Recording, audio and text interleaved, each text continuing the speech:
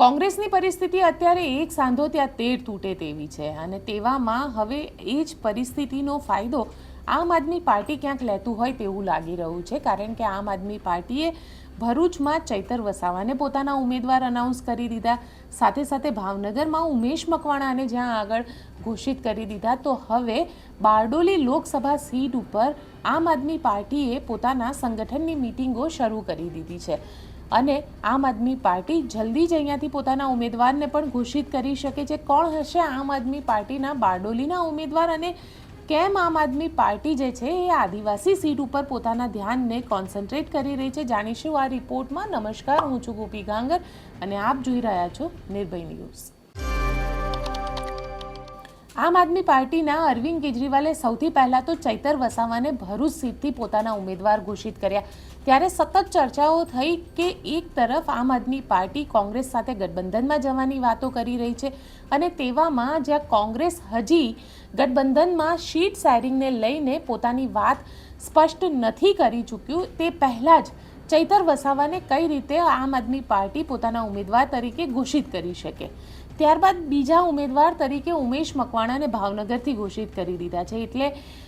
એવું કહેવાવા લાગ્યું કે આમ આદમી પાર્ટીએ પણ એવો આરોપ લગાવ્યો કે ક્યાંક ને ક્યાંક જે સીટ શેરિંગની વાત છે અને ગઠબંધનની વાત છે, આ ગઠબંધનની વાતમાં કોંગ્રેસ જે છે તે અને આમ આદમી પાર્ટી બંને ચર્ચા ક્યાંક નથી કરી રહ્યા અથવા તો કરવા નથી માંગતા. અને હવે ત્રીજી જે સીટ છે બારડોલીની લોકસભા સીટને લઈને આજે સંગઠન મંત્રી મનોજ સોરઠિયા અને ડેડિયાપાડાના ધારાસભ્ય અને ભરૂચના લોકસભાના ઉમેદવાર ચૈતર વસાવાએ ત્યાં આગળ સંગઠનની એક મિટિંગ કરી અને આ સંગઠનની મિટિંગ એટલા માટે પણ મહત્વપૂર્ણ થઈ જાય છે કે એનો મતલબ એમ થાય છે કે હવે આમ આદમી પાર્ટી શું બારડોલીથી પોતાનો લોકસભાનો ઉમેદવાર ઘોષિત કરવાની છે, કારણ કે સૌથી પહેલાં તેમને ચૈતર વસાવાને અનાઉન્સ કર્યા, ત્યારબાદ ભાવનગરથી ઉમેશ મકવાણાને અનાઉન્સ કર્યા, તો શું હવે તેમની નજર બારડોલી સીટ ઉપર પણ છે, કારણ કે બારડોલી સીટ જે છે તે આદિવાસી વિસ્તારમાંથી આવે છે. ચૈતર વસાવા કે જેના ઉપર કેસ થયો અને કેસ થવાના કારણે આદિવાસીઓમાં એ અંબાજીથી લઈને ઉમરપાડા સુધીનો આખો જે વિસ્તાર છે તે વિસ્તારની અંદર સતત ચૈતર વસાવાના નામની ચર્ચાઓ થવા લાગી અને ચૈતર વસાવા આદિવાસીઓમાં એક ફેવરેટ નેતા તરીકે પણ ઊભા થયા.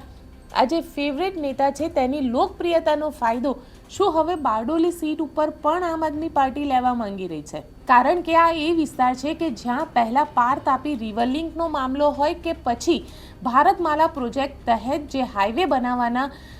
પ્રોજેક્ટ હોય તેનો વિરોધ સતત થતો આવ્યો છે અને આ વિસ્તારની અંદર અનંત પટેલનો ગઢ કહેવાય છે અને અનંત પટેલને લઈને પણ ચર્ચાઓ ચાલી રહી છે કે અનંત પટેલ બારડોલીથી ચૂંટણી લડી શકે છે. તો તેવામાં હવે